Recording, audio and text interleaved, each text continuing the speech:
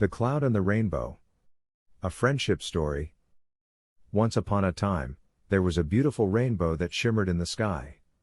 Its colors were so bright and vibrant that it made the world around it look even more colorful. One day, a cloud passed by the rainbow.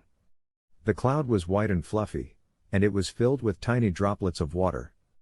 The rainbow and the cloud were so taken by each other that they decided to stay together and be friends. They spent the day playing tag and chasing each other around the sky.